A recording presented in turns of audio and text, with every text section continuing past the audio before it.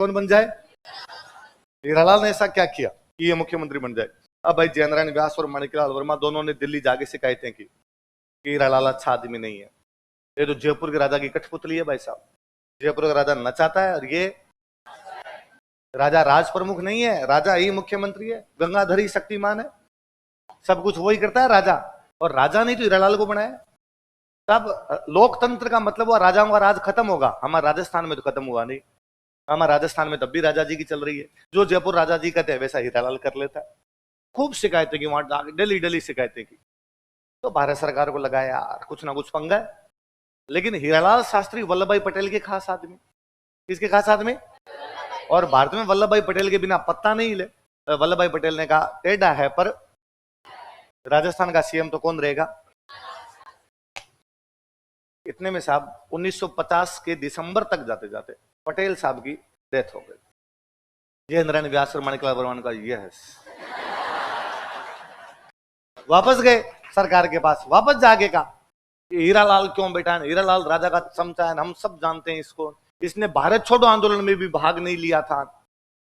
तो भारत सरकार को लगा यार मामला थोड़ा बहुत गंभीर है, इसलिए हीरालाल शास्त्री को हटाया और हटा के एक नया सीएम बनाया, CS वेंकटाचार्य। किसको बनाया? उस समय अपने राजस्थान के IAS थे ये, है ना, तब IAS नहीं बोलते थे, IAS को बोला करते थे ICS। क्या बोलते? इंडियन सिविल सर्वेंट, है ना, तो ICS हुआ करते, इनको बना दिया गया अपना मुख्यमंत्री। मुझे दो बातों पर बड़ी हैरानी होती है। एक हैरानी तो ये यार किसी IAS को मुख्यमंत्री कैसे बना सकते हो? IAS था भाई, मुख्यमंत्री का मतलब है जनता के बीच का आदमी बने, और आपने किसको उठा के बिठा दिया हमारे ऊपर? एक IAS को बिठा दिया कि ये साहब तुम्हारा मुख्यमंत्री है। इसका मतलब राजस्थान में कोई विरोध करने वाला तो उससे भी बड़ा मुझे अचरज इस बात का कि साउथ इंडियन राजस्थान का सीएम कैसे बन सकता है? CS वेंकटाचार्य साउथ इंडियन है। क्या कोई इमेजिन कर सकता है कि तमिलनाडु का मुख्यमंत्री किसी पंजाबी को बना दिया जाए? क्या कोई इमेजिन कर सकता है कि पंजाब का मुख्यमंत्री कोई केरला का बंदा बन जाए, या राजस्थान का कोई बंदा वहां जाके बन जाए? लोग ना बाटे मार मार के मार दे। और साहब राजस्थान की जनता क्या भोली थी, जो राजस्थान की जनता ने किसको सीएम माना? CS वेंकटाचार्य। और अपने नेताओं में कोई में दम था नहीं कि नेता ये कह सकते कि साहब CS वेंकटाचार्य हमारा सीएम कैसे है। CS वेंकटाचार्य IAS है। पहली बात तो कोई डेमोक्रेटिक नेता को बना हुआ, डेमोक्रेसी से बनाओ, डेमोक्रेसी का मतलब जनता के बंदा कोई बने। CS वेंकटाचार्य राजस्थान की जनता का तो बंदा है नहीं, IAS बंदा एक, इसलिए राजस्थान के अंदर है। फिर राजस्थान से कोई लेना देना नहीं बंदे का, बंदा साउथ इंडिया का है। आप हमारे माथे पे लाके बिठा रहे हो। पर अगलों की चल रही थी, तुम्हारे यहाँ कोई बोलने वाला नहीं था, क्योंकि नेताओं को चाहिए प्रधानमंत्री के पद, मुख्यमंत्री के पद, मंत्रियों के पद, राजाओं को चाहिए राज प्रमुख के पद, राजाओं को चाहिए प्रिवी पर्स। काश उस दिन कोई बोलने वाला होता, काश उस दिन कोई मांग करता हमारे बारे में, साहब ये कैसे वेंकटाचार्य क्या मांगता है हमारे अंदर। पर हम कोई मांगने वाले नहीं थे, हम कोई बात करने वाले नहीं थे, हम सीधे खड़े होने वाले नहीं थे। इसलिए राजस्थान बोलते थे सौराष्ट्र, राजस्थान, मालवा, इसको मिला के बोलते। सौराष्ट्र वाला टुकड़ा दिया गया गुजरात को। किसको दिया गया? गुजरात। तब का बॉम्बे। गुजरात वाला पोर्शन और महाराष्ट्र वाले पोर्शन को मिला के क्या बोलते? बॉम्बे। तो सौराष्ट्र वाला पोर्शन किस में मिला? बॉम्बे। वल्लभ भाई पटेल बोलने वाले हैं, इसलिए वल्लभ भाई पटेल ने वहां कहा कि सौराष्ट्र में तो राजाओं का राज था, सही है, राजस्थान में पूरे में किसका राज था? राजाओं का। तो सौराष्ट्र में भी कौन थे? राजा। ईडर, विजयनगर, हिम्मतनगर, ये सारे के सारे राजा वाले इलाके थे, तो राजाओं का राज था कि हाँ। तो राजाओं के राज का डेवलपमेंट ढंग से नहीं हुआ। हाँ, तो अब सौराष्ट्र यदि बॉम्बे में मिल जाएगा तो ये इलाका तो पिछड़ा हुआ रहेगा, और बाकी बॉम्बे तो आगे बढ़ा हुआ है पहले से, और आगे बढ़ जाएगा बाकी गुजरात महाराष्ट्र तो। हाँ, तो क्या किया जाए? तो केंद्र सरकार सौराष्ट्र के विकास के लिए अलग से रुपए दे, और केंद्र सरकार ने कहा कि हाँ सौराष्ट्र के विकास के लिए अलग से रुपए दिए जाए। उधर बॉम्बे में एक इलाका और मिला गया, विदर्भ। विदर्भ का जो इलाका है, नागपुर के आगे वाला जो इलाका है, वहां पर भी राजा हुआ करते, और वो भी उधर बॉम्बे में मिला है। वल्लभ भाई पटेल ने वापस कहा कि विदर्भ और मिला दिया आपने, मराठवाड़ा क्या बोलते हैं उसको, ये और मिला दिया आपने, इसका भी विकास नहीं हुआ, इसके लिए भी पैसे दो। भारत सरकार ने कहा मराठवाड़ा के विकास के लिए भी पैसे दिए जाएंगे, और सौराष्ट्र के विकास के लिए भी। सौराष्ट्र वाले क्षेत्र को बोलते हैं काठियावाड़। क्या बोलते हैं? तो काठियावाड़ के लिए भी पैसे देंगे और मराठवाड़ा के लिए भी क्या देंगे? पैसे। क्यों दोगे पैसे? क्योंकि यहाँ राजाओं का राज था, इसलिए इनका डेवलपमेंट सही ढंग से नहीं हुआ, इनका डेवलपमेंट सही ढंग से होना चाहिए, इसके लिए इनको क्या मिलने चाहिए? पैसे। हमें कोई आपत्ति नहीं, यदि कोई भाई अपना कमजोर रह जाता है उसकी अंगुली पकड़ के चलाने का अधिकार हमें, यदि वो भाई पीछे रह जाता हमें खड़े होना चाहिए कि वो भाई हमारे बराबर आ जाए, बराबर लाने का अधिकार है। ठीक बात। वो पैसे आज दिन तक मिल रहे हैं, भारत सरकार आज दिन तक पैसे देती है मराठवाड़ा और काठियावाड़ के विकास के लिए, कोई बात नहीं। बाद में जब बॉम्बे के दो टुकड़े हो गए, एक हो गया गुजरात और एक हो गया महाराष्ट्र, तो गुजरात को पैसे मिलने लगे काठियावाड़ के, महाराष्ट्र को किसके पैसे लगे? मराठा। और जम्मू कश्मीर, हिमाचल प्रदेश, उत्तराखंड, इनको बोलते हैं विशेष राज्य। क्या बोलते हैं? तीन ये सात वो 7 सिस्टर्स, उनको भी बोलते हैं विशेष राज्य। और जो विशेष राज्य उनको भी भारत सरकार द्वारा एक्स्ट्रा रुपए दिए जाते हैं डेवलपमेंट के लिए। क्यों? तो हम कहते हैं भाई 7 सिस्टर में तो जनजातियां रहती है भाई साहब, जनजातियों का विकास होना जरूरी है, इसलिए थोड़े रुपए एक्स्ट्रा दो यार उनको। ठीक है, कोई बात नहीं, हमारे भाई यदि पिछड़े में उनको बराबर लाइए। अच्छा, आप जम्मू कश्मीर, हिमाचल प्रदेश, उत्तराखंड को क्यों बोलते हो विशेष राज्य? क्या पहाड़ी क्षेत्र है, जोग्राफिकल कंडीशंस बहुत एडवर्स है, वहां पर होता ही नहीं है कुछ लोगों के वहां पर पहाड़ों के अंदर, इसलिए उनको भी थोड़ा अलग से दिया जाना चाहिए। ठीक बात। यदि किसी के रहने सहने की व्यवस्था अच्छी नहीं हो तो उनको भी हमें बराबर लाने का अधिकार है। पर यदि ज्योग्राफिकल कंडीशन खराब होने के कारण रुपए दिए जाते हैं, यदि जनजातियों के कारण रुपए दिए जाते हैं, यदि राजाओं के इलाके होने के कारण रुपए दिए जाते हैं, तो हमारे 75 साल से कौन खा गया? हमारे पैसे भारत सरकार 75 साल में कैसे खा गई? हम पूरे के पूरे राजाओं के इलाके थे, फिर तो हम भी पिछड़े में। अजमेर को छोड़ के पूरा का पूरा हमारा राजस्थान राजाओं का था। और यदि ज्योग्राफिकल कंडीशन खराब होने को विशेष राज्य का आधार है, हम थार के मरुस्थल का 66% लेके बैठे हुए, तो हमसे ज्यादा खराब किसका होगा? और यदि जनजातियां इसका आधार है, तो सिरोही से लेके प्रतापगढ़ तक पूरे में जनजातियां, वो पैसे कौन दे? पर ना तब किसी ने मांगे, ना आज कोई मांगता है। उससे भी बड़ी बात, क्या हमें पता है कि हमें नहीं मिले? उससे बड़ी बात, क्या हमारे नेता ये जानते हैं कि बाकियों को मिलते हैं? न तो कोई जानता है, ना कोई मांगता है। हम पता नहीं किस दुनिया के लोग हैं, कितने भले संतोषी जीव हैं, जिन्होंने उसके बावजूद कभी नहीं कहा कि ये हमारे साथ अन्याय हुआ है। अब आप हमारा सीएम ऐसे कैसे किसी साउथ इंडियन को बना सकते हो? आप हमारे रुपए कैसे खा सकते हो? आप हमारी भाषा कैसे खा सकते हो? उल्टा ये हुआ कि संविधान सभा में बात आई कि साहब हिंदी देश की नेशनल लैंग्वेज होगी, तालियां बजा के स्वागत किया जाए, हिंदी होनी चाहिए, देश के कनेक्टिंग लैंग्वेज होनी चाहिए, वो हिंदी होनी चाहिए। साउथ इंडिया ने वीटो किया। साउथ इंडिया ने कहा यदि हिंदी भारत की राष्ट्रभाषा बनाएगी तो हम भारत में शामिल नहीं होंगे। हम देश बनाएंगे नया, द्रविड़ नाडु, तमिलों का नाडु मतलब देश, तमिलों का देश तमिलनाडु। वैसे पूरे द्रविड़ हम नीचे वाले, द्रविड़ों का देश कौन सा होगा? और इसलिए नेहरू जी ने कहा कि नहीं भाई, यदि घर में कोई भाई विरोध करता है तो उस भाई को मनाना हमारा अधिकार है। इसलिए साउथ इंडिया का नहीं भाई, हिंदी नहीं लगा रहे, हमारे देश की 2 ऑफिशियल लैंग्वेज होगी, एक हिंदी और एक अंग्रेजी। 2 ऑफिशियल लैंग्वेज, दोनों में काम किया जाएगा, हिंदी में भी काम करेंगे और अंग्रेजी में भी काम करेंगे। एक दिन ऐसा आएगा जब हम हिंदी को बढ़ावा देंगे, और हिंदी को बढ़ावा देके देश की राष्ट्रभाषा क्या बना देंगे? हिंदी। तो क्या किया जाए इस हिंदी को बढ़ावा देने के लिए? क्या किया जाए? तो हमने कहा कि भाई हम ना, जो थर्ड लैंग्वेज होती है 6ठी से लेके 10वीं तक, 6ठी से 10वीं तक अपने थर्ड लैंग्वेज लेते हैं, कि जैसे संस्कृत ली होगी, आप में से ज्यादातर लोगों की संस्कृत रही होगी। हमारे उधर गंगानगर वाले बेल्ट में हम पंजाबी लिया करते थे, कि थर्ड लैंग्वेज क्या ले सकते हैं हम?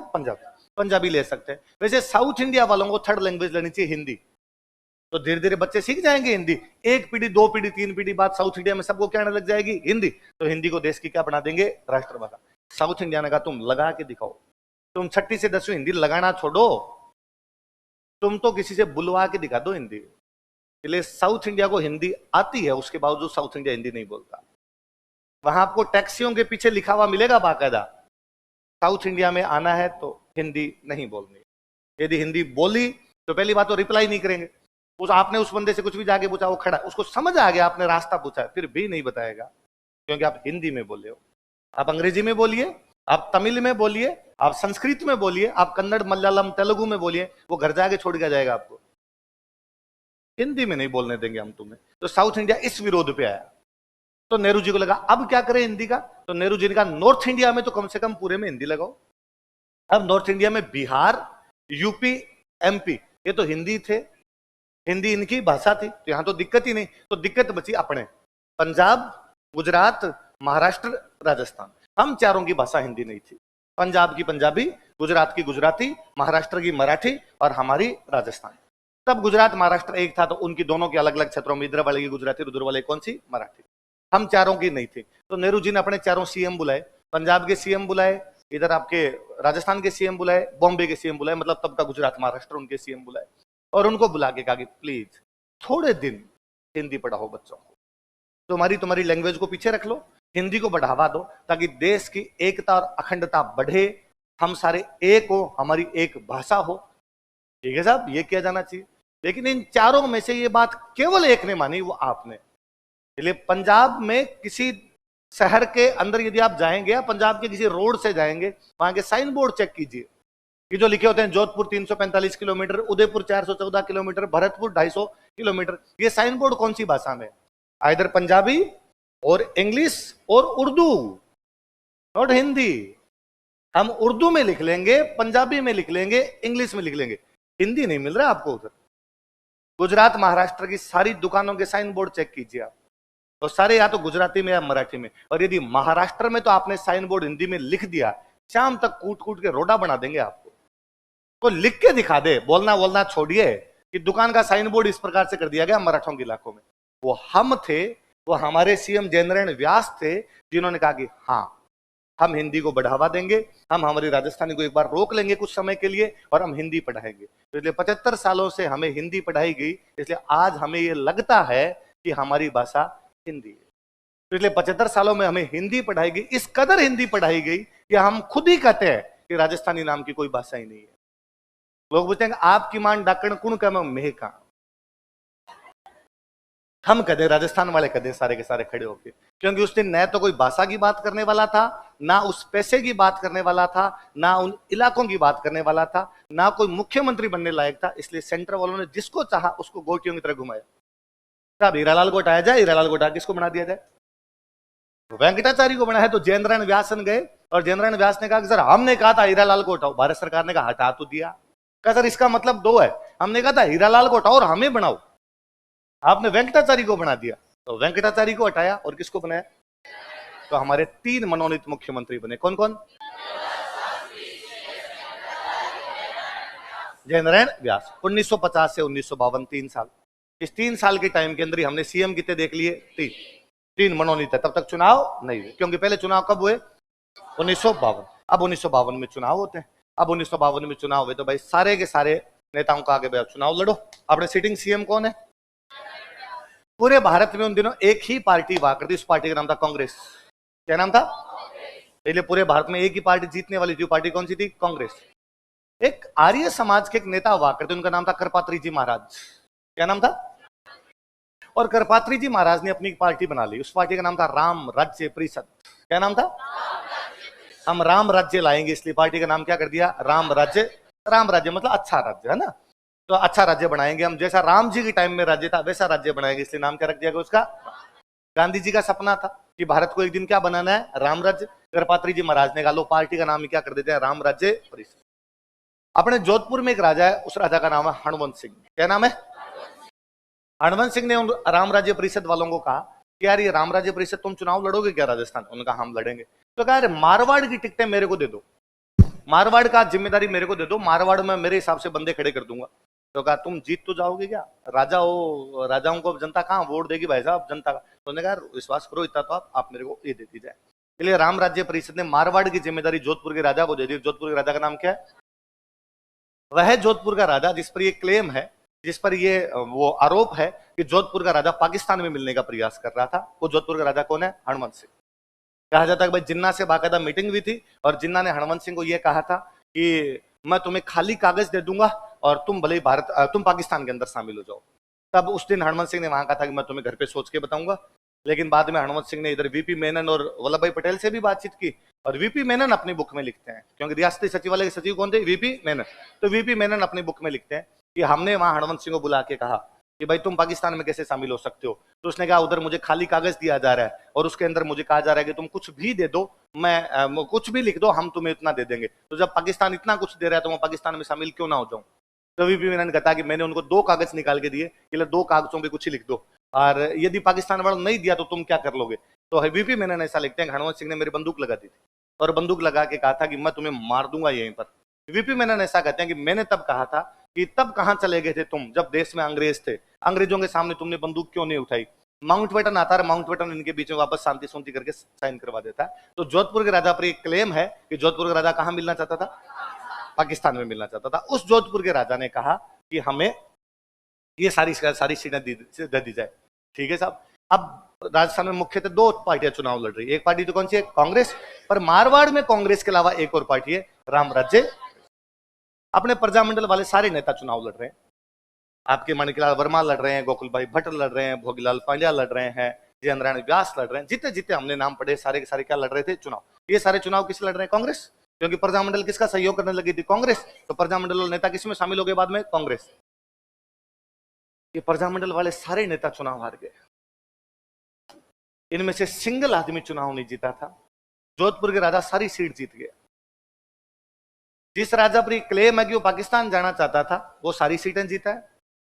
जिन नेताओं के बारे में कहा जाता है कि इन्होंने आजादी दिलाई, जनता ने इनको टक्का वोट नहीं दिया। आजादी के 5 साल बाद, आजादी कितने साल बाद, 5 साल, 47 में आजाद हुआ देश। और ये बातें कब की हो रही है, जयेंद्र व्यास में तो उससे बुरी हुई। सिटिंग सीएम है जयेंद्र व्यास, कुर्सी पे बैठा हुआ सीएम। इस बात को आप यूं समझिए कि अशोक गहलोत राजस्थान की किसी सीट से चुनाव हार जाए, भाई आपने कह सकते हैं मैं आप कहोगे सर कांग्रेस की भले एक सीट नहीं है, सारी जगह हार सकता है, पर सीएम खुद की सीट तो निकाल ही लेगा। अपनी सीट का तो फर्क पड़ता ही है ना, कि वो सीट तो, या किसी वसुंधरा जी की गवर्नमेंट है, बीजेपी की कोई सीट नहीं है, पर वसुंधरा जी अपनी सीट तो कम से कम निकाल ही लेंगे। यही होता है लगभग। भाई सीएम का खुद का तो विश्वास है ये सीट तो निकलेगी, वो सीट भी यदि हारे इसका मतलब तो बहुत बुरी स्थिति है आपकी। तो जयेंद्र व्यास जोधपुर से चुनाव लड़ रहे हैं। प्रजामंडल कहां चलाया था, मारवाड़ हितकारिणी सभा, मारवाड़ सेवा संघ, मारवाड़ देशी राज्य लोक परिषद, मारवाड़ लोक परिषद, वो मारवाड़ यूथ लीग, ये सारे के सारे किसके बनाए, जयेंद्र व्यास। तो जयेंद्र व्यास को चुनाव भी कहां से लड़ना चाहिए, जोधपुर। व्यास जी के सामने जोधपुर का राजा खुद खड़ा हो गया। जोधपुर राजा का नाम क्या है, हनुमंत। क्या नाम है, हनुमंत सिंह खुद खड़ा हो गया। तो व्यास जी 2-3 दिन बाद में हनुमंत सिंह के पास गए और हनुमंत सिंह को जाके कहा कि हनुमंत सिंह जी आप मेरे सामने चुनाव मत लड़ो। क्यों व्यास जी, डेमोक्रेसी, और डेमोक्रेसी कहती है कि कोई भी चुनाव लड़ सकता है। मैं भी अब राजा तो हूं नहीं, मैं भी एक सामान्य व्यक्ति हूं, तो मैं भी चुनाव लड़ सकता हूं। हनुमंत सिंह एकमात्र राजा जिसने प्रीव्यू पर्स का मना कर दिया था। किसका मना कर दिया था, नहीं चाहिए तुम्हारा रखो रे, जब डेमोक्रेसी किसी को नहीं मिल रही तो हमें मत दो। तो बाकी राजा उसको पकड़ के बिठाएंगे, हमें तो लेने दे, तेरे चक्कर में हमारा हाउस चला जाएगा। तो हनुमंत जी ने व्यास जी का, व्यास जी डेमोक्रेसी है, डेमोक्रेसी में कोई लड़ सकता है। व्यास जी ने कहा सर समझे नहीं आप पूरी बात, मैं ये नहीं कह रहा, मैं ये कह रहा हूं यदि आप मेरे सामने चुनाव लड़ेंगे तो आप हार जाएंगे। मेरे सामने मत लड़िए, क्योंकि मेरे सामने चुनाव लड़ेंगे हार जाएंगे। और सर इससे ये होगा कि जोधपुर का राजा कहीं से भी हार जाए, ये बेइज्जती, और मैं ये नहीं चाहता कि हमारे राजा की बेइज्जती हो। भले ही अपने विरोधी हैं, नहीं बनती अपने आपस के अंदर, पर फिर भी मैं राजा की कदर करता हूं। और जोधपुर राजा से हारना, हनुमंत सिंह का व्यास जी बिस्किट लो, बिस्किट चाय के साथ, अकेले चाय नहीं पीते, नरणाबासी एकदम बिस्किट और खा लो, बाद में बात करते हैं। चाय खत्म हुई तब हनुमंत सिंह ने व्यास जी कहा, व्यास जी मैं जोधपुर का राजा, पूर्व राजा हनुमंत सिंह खुद चुनाव लड़ रहा हूं जोधपुर से आपके सामने। यदि मैं ना लड़ूं और मैं जोधपुर की जनता को यह कह दूं कि मेरी तरफ से व्यास जी के सामने पत्थर चुनाव लड़ रहा है, ये ईंट है, ये चुनाव लड़ेगी, व्यास जी विश्वास मानिए जोधपुर की जनता ईंट को वोट देगी, आपको नहीं देगी। इसलिए अपने दिमाग की गलतफहमियां बाहर निकाल के रखना आप सारी। व्यास जी को 2-3 दिन बाद समझ में आ गया कि बाटा जीत सकता है, मैं यहां से जीते। तो व्यास जी ने एक जगह से और चुनाव लड़ लिया, जालोर। कहां से लड़ लिया, कोई आदमी 2 सीट से खड़ा हो सकता है, तो व्यास जी 2 सीट से खड़े हो गए, जोधपुर से भी खड़े हो गए, कहां से खड़े हो गए, जोधपुर के राजा ने जालोर में भी अपना एक बंदा खड़ा कर दिया कि वहां भी व्यास जी के सामने खड़े हो जाओ। दोनों जगह से व्यास जी की जमानत जब्त है।